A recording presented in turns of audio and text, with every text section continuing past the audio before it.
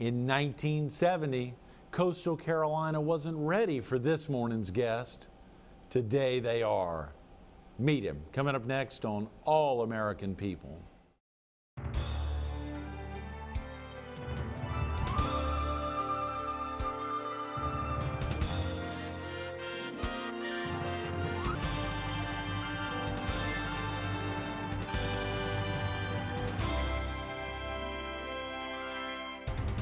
Good morning. Welcome to All American People. This morning we're on the campus of Coastal Carolina University in the lobby of Wheelwright Auditorium. We're focused on the university and we're visiting with the chairman of its Board of Trustees, Billy Alford. Good morning, Billy. Good morning.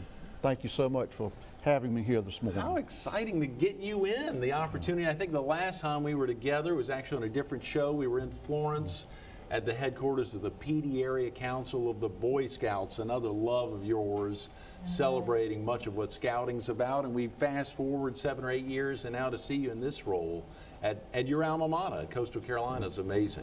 Well, thank you very much, Greg. It's always a pleasure to be here with you, and it's certainly special to be here at Coastal. I'm very proud of the university and the direction it's headed. And the big graduation this past weekend, all the celebration, seeing everybody out there, it was incredible. It's truly outstanding, and we have a great faculty, staff, and our coaches. It's a wonderful place to be, and we're very proud of our graduates and certainly wish them a great future. Speaking of graduates, I mentioned this is your alma mater. For viewers who may not have spent time with you locally or had the chance to see any interviews with you, are you originally from the area? I'm originally from the area. I've lived in Horry County basically all my life.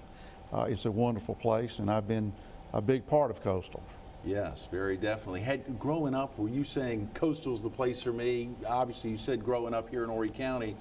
Had Coastal been a real focus of your life? Well, the University of South Carolina has. My father graduated from South Carolina, so I'm a diehard Gamecock fan, and this was a 2-year branch of the university. So, 2 years here and 2 years in Columbia, and hopefully successfully getting a degree. So, yes, it was all a part of being part of Coastal. Absolutely. And at that time, I think it was Coastal Carolina College. When you joined, I think you came on campus, was it the late 60s or early 70s? I came in 1970. Okay. And lasted not even quite one semester. I wasn't ready for Coastal, and Coastal certainly wasn't ready for me. Son of a gun. Wow. Well, I saw it. There was a great piece online and actually printed out from the Coastal magazine at coastal.edu. There's so many great stories. People can go on the internet and read about Billy Alford. We'll talk about some of the great things that come from pieces. But this one highlighted after, right near the end of that first semester, there was an opportunity to get into the Marines and service in the Marines prior to even coming back to Coastal. Well, probably one of the greatest things that I was afforded is the opportunity to be in the Marine Corps. And I love this country. It's a great country, and I certainly credit the Marine Corps with a lot of things that I've been successful at today. Yes, yes. Before we started filming this morning, Billy, you talked about your mother, who of course has played a real central role in your life and growing up. Share with viewers a little bit about growing up in your family, in your household. Well, my mother's from Germany. She was Lutheran. She's very religious and a great lady. And when she came to this country, I had 2 other brothers, and all she did is preach the fact that we were very fortunate to live in a great country, and that we should be willing to give and give more than we receive. Yes, yes. Well, so oftentimes it is mothers that really help drive the train. So in many homes, and I think we were talking about that earlier today, there's some real issues, and seeing the strength of mothers so oftentimes, much like your mother, really stands out. The ability to communicate across multiple lines. It was exciting hearing you talk about mothers this morning. Well, we live in a complex time, and I fully believe that mothers are the backbone of this great country. And it's time for the mothers to stand up, time to march not only on the municipalities, the state, and Washington, and say enough's enough. We need a safe environment for our children, and I believe the only people that are able to do that are mothers. Absolutely. How exciting. Let's talk about your service here on the Coastal Carolina University. We've got 20 minutes and obviously the opportunity to focus on your service here. When you joined the board, did you join as the chairman? No, I did not. I was a board member, and I was fortunate after 2 years being on the board, being elected as chairman.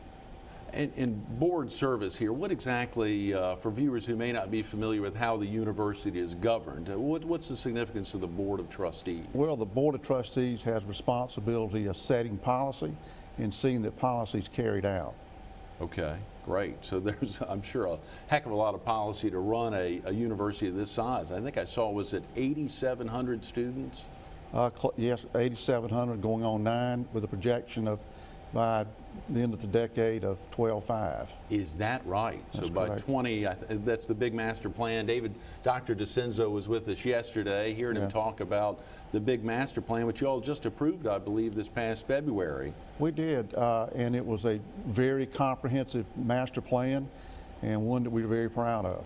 I bet, a 10-year plan. You know, we heard back in 1997 as Merle Zenlett was planning out something, they said a 10-year plan. It went on to 2007. They had to change the name yet again to 2020.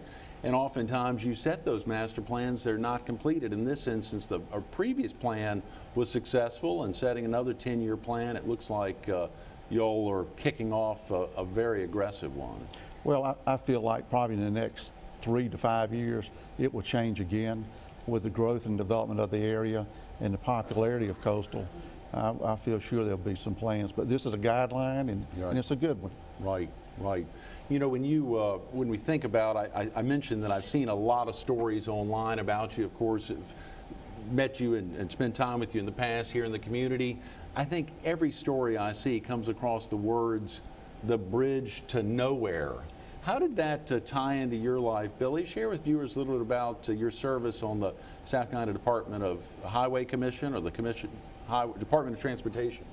Well, back then it was called the South Carolina Department of Highways and Public Transportation, and at that particular time you had the motor vehicle, construction, maintenance, and the highway patrol underneath the highway department. And it consisted of roughly about 16 members on the commission representing judicial districts, and appointees from the governor. And it was a difficult time in the state's history. And the big thing that we've been trying to focus on is the fact that we needed more roads to get into the Grand Strand area. Right. And if we didn't have it, we were going to choke on our own success. So I was very fortunate in my second year on the commission to be elected chairman-elect, and worked the system. Was very fortunate, had a lot of friends on the commission, and the goal was to start the Conway bypass. Right. We didn't have the money, but we had enough money to buy the right-of-way. Well, I felt that if you bought the right-of-way, you could sell the right-of-way. Right. And as commissioners changed, projects changed. So we had the money there and decided to put a bridge in the middle of the Intercoastal Waterway. And the only way you could get on that bridge is by helicopter. And it stayed there for about 3 years, and I caused a tremendous amount of grief. But today, as you can see, you can travel it from 501 to 17. Right. But there were a lot of people involved in it, and that was a we project. Yes, absolutely. 28 miles from right outside of Aner, right down there to the big intersection, what's now called Veterans Highway. Right, that's correct. Must be very exciting. I believe that bridge went from the bridge to nowhere to the Billy Alford Bridge. So, as you said, a big we project, but knowing that the foresight was out there that long ago, that must be a pretty exciting, exciting feeling. It's an exciting feeling. To be perfectly honest with you, I miss those individuals who played a significant role in making that highway possible and supporting me in that position. Yes. But it was a total we project. That's tremendous. Speaking of we, I'd love to get to your partner in that role, but before we talk about Danny Isaac following in your footsteps there and doing an exciting job, there's also the opportunity to actually get in business with him. Share with viewers some of the significant things that happened in your life in that 4-year period between 1973 and 1977. Well, in 1973, I started at Coastal after getting an early out from Vietnam, and started Coastal, and Danny and I were high school buddies, and I worked for his father, and we decided to put together a company called A&I in 1974. Right. And I was married to Dawn Snyder, she was attending Winthrop in 75. Right. And we had our first child in 77 in January, and I graduated in August. That is incredible. So it was 4 years and one summer session, it was very challenging. It sounds like the Marines really turned your life around there, Billy. It really did.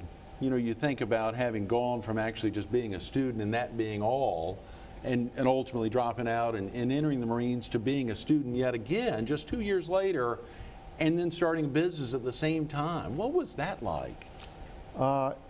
It was a goal and an objective to first get a college degree, and second to start a career. And I was very fortunate, and the timing was perfect, and there was a lot of luck involved. A lot of luck involved and a heck of a lot of blood, sweat, and tears. And of course, to think you all are just a couple of years shy of your 40th anniversary. It's amazing. That must be exciting. And of It course, is. the changes for A&I, Fire and Water Restoration, and the incredible growth that y'all have maintained over these almost 40 years. That must be. Share with viewers a little bit about. We've got about 15 minutes here, and of course, we want to get into the university and a lot about what your plans were when you joined as chairman of the board, and ultimately what you see. But share with viewers a little about A&I, Fire and Water Restoration. Well, we started A&I in 1974 as an industrial cleaning company, and we were fortunate to get up with an insurance adjuster and said, look, there's no one in this particular area that does this type of work. And we were fortunate to get started. And as we did, the company grew, and we had great employees, and we were fortunate to hire more employees, and we've expanded into North Carolina, and we do work in other places throughout the Southeast. Oh yeah. One of the great things about having a name like A&I is it's not city or town or even state specific. So it enabled the opportunity to expand into Wilmington, it enabled the opportunity to expand down into Georgia, and to service families, communities all up and down the coast. It has, and you know, we're very sensitive to people who have those situations, and the key to it is have a compassionate group of people working for you, and we do. Yes, yes. Prior to your service on joining here the Board of Trustees for Coastal Carolina University, you were very active with the Horry County, I believe the Higher Education Commission, and then later the Coastal Educational Foundation. Share with viewers a little about the Horry County Commission on Higher Education. Well, going back, if I can briefly. Yeah, even further, sure. It all started back in 1954, and Horry County is just a great place, and whoever labeled the independent republic was a true visionary.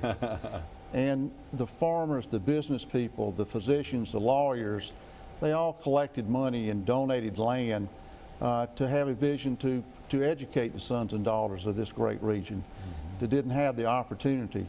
And then in 1958, the leadership, the county leadership said, look, we want to place millage to support the university. Then in the early 60s, the first building, the Singleton building, was established. And so what we have is public-private involvement. That private is the monies from the foundation. Right. The public aspect of it is the commission.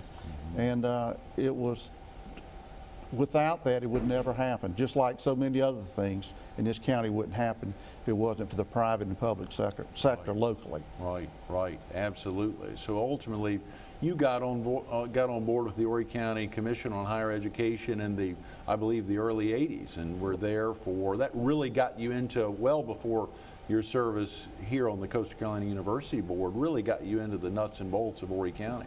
Right. Well, I was very fortunate at that particular time. We had Dick Singleton, who was the chancellor. What a phenomenal individual he was. Right. And then shortly after that, we had Dr. Hicks, then we had Dr. Eaglin.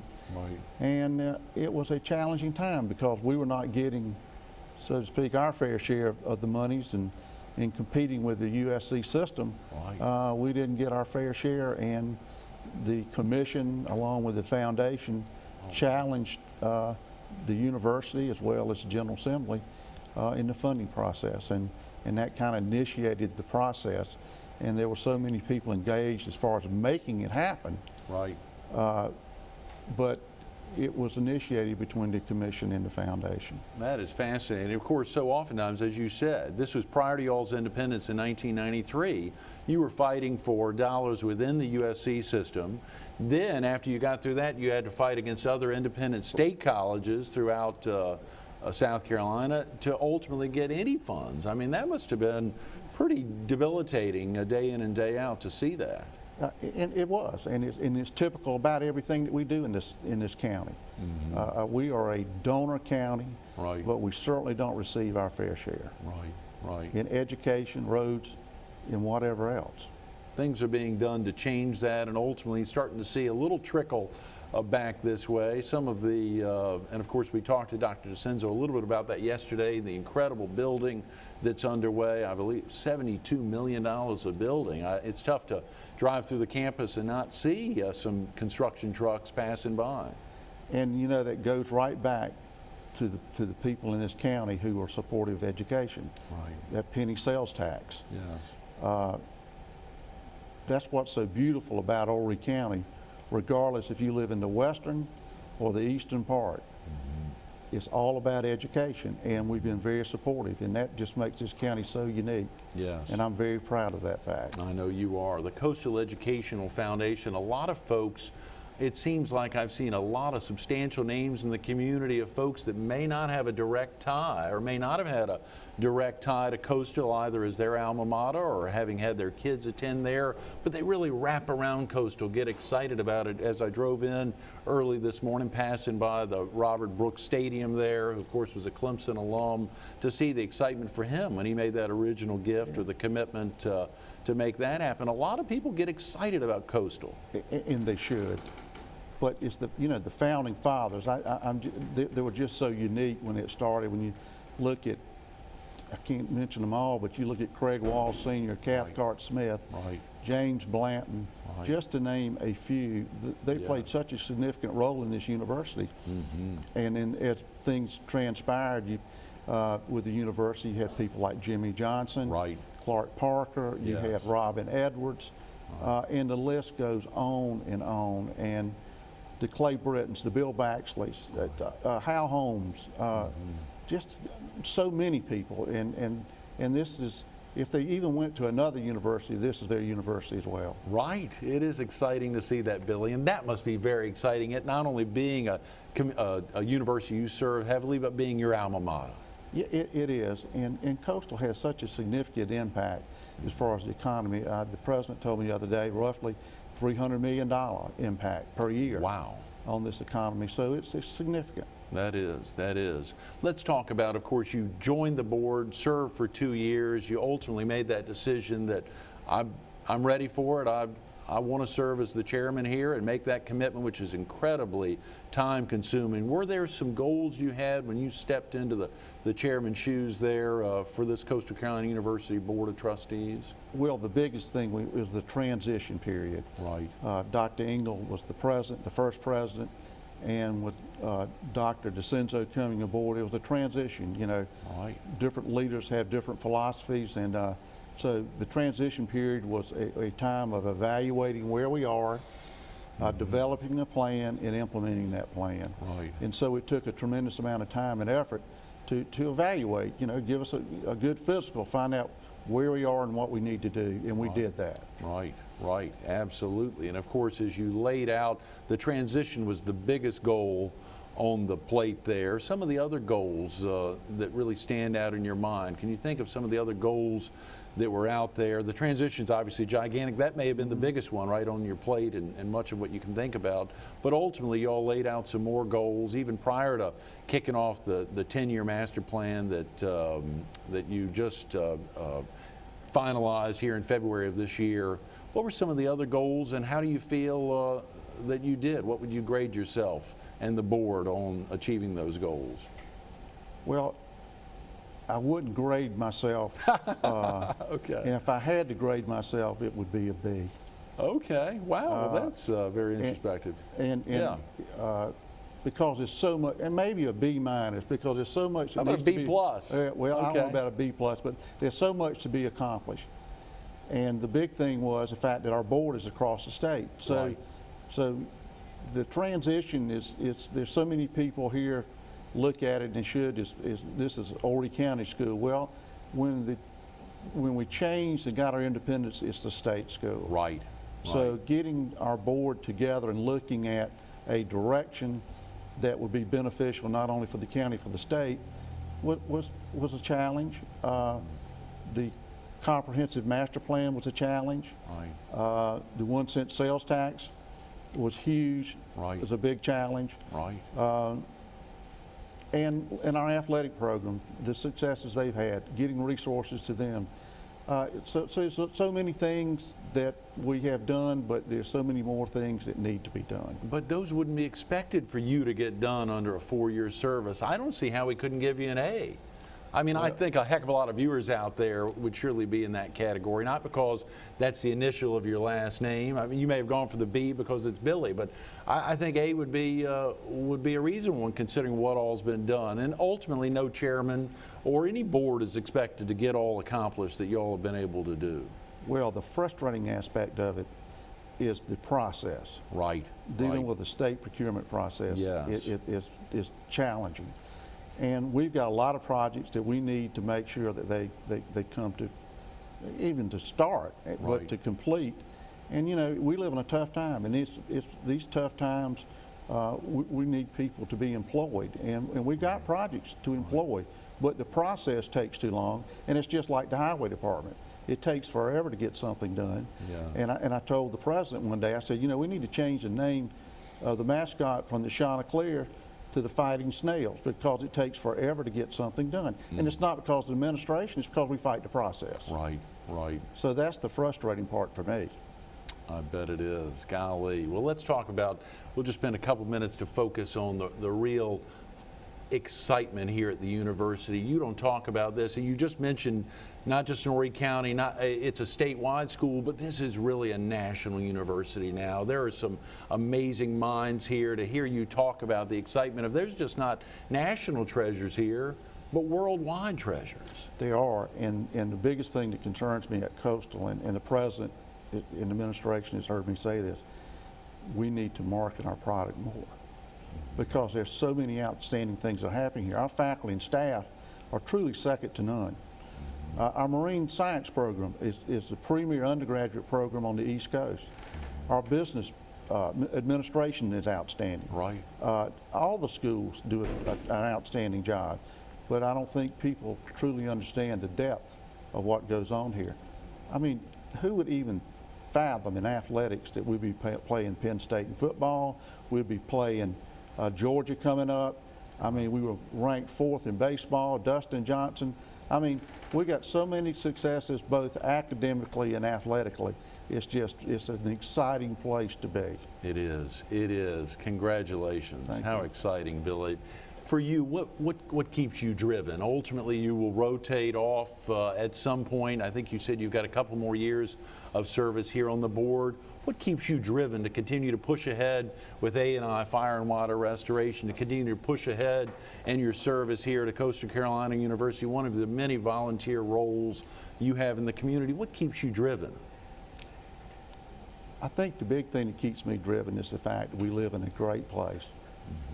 And the university here at Coastal is in a central part of the county, and everybody gravitates to. We have outstanding leadership here at Coastal with Dr. DeCenzo, the First Lady, Terry DeCenzo. I can't say enough nice things. Eddie Dyer. Right. Just wonderful things that are happening here. Yes. And it makes a difference. And that's the thing that excites me about Coastal. Coastal's making a difference, as well as Horry Georgetown Tech. Right. I'm very proud of their successes as well. Absolutely. That's wonderful. As my father-in-law, soon to become a grandfather, just grandfather to grandfather, what's the best part of being a grandfather, Billy? The best part of being a grandfather to me is seeing children happy and excited, and the smile on their face gives me so much satisfaction. The concern is the environment that they're headed into. And we all should be concerned about that. But they give me a tremendous amount of joy, and I hope they have as much enjoyment in their life in the future as I've had in mine. Great ways to wrap. Thanks so much for being Thank with you. us, Billy. You're Absolutely. welcome.